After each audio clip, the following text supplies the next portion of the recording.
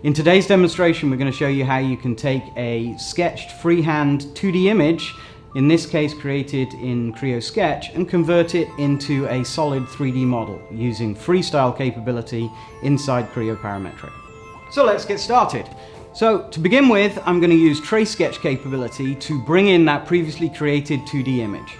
Trace Sketch allows me to bring in PNGs, TIFFs or JPEGs. I can then scale them appropriately. In this case, I'm going to define the width, and I'm going to tell it that I want it to be 350 millimeters wide. That will then scale my image, maintaining all aspect ratio, to get the exact size that I want.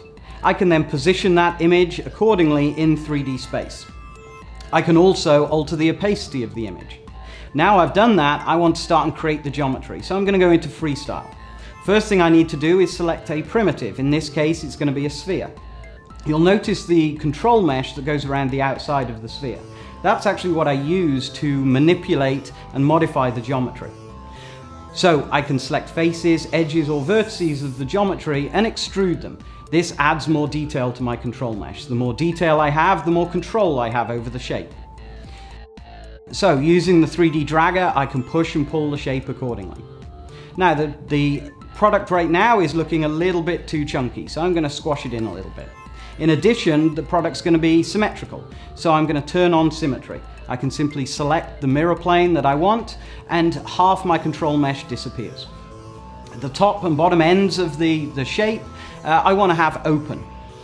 So to do that, I can simply select the faces and delete them. Now that I've got my general outline, I can literally start pushing and pulling on the vertices to get as close to the underlying image as I like. In addition to that, I need to put a hole going through the middle. The hole is what I'm going to have for my hand grip.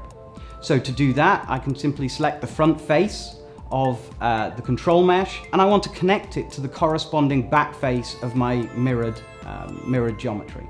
So to do that, I'm going to select the face and use Mirror Connect. That will punch a hole going through my product. Now that I've got that hole in there, I can then continue to manipulate and refine the shape as I like, getting closer and closer to the underlying image. And very easily pushing and pulling on the dragger, on the 3D dragger, I can get the shape as I want. Now my shape is getting closer to how I want it, I need to now go and start and do some further refinement on it. So I'm going to push and pull to get the handle as smooth as I want. In addition to this, I need to add some control or some geometry at the front end that is going to house the rotor for the vacuum cleaner.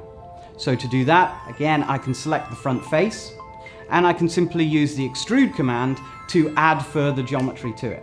This will expand out my geometry and give me a nice area at the front to house the rotor.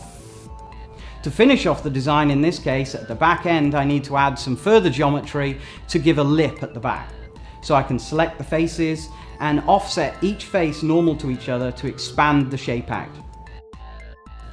In addition to that, I want, again, some hard edges around that. So to finish it off, I can crease those edges. My 3D shape is now pretty much done. So what I'm going to do now is add some fillets to it to give it some further definition. Now that I've done that, I can go in and analyze the shape, put a reflection analysis on it just to see how smooth the geometry is. And you can see how perfectly the reflection lines flow across my geometry. To finish this design off now, all I need to do is thicken it.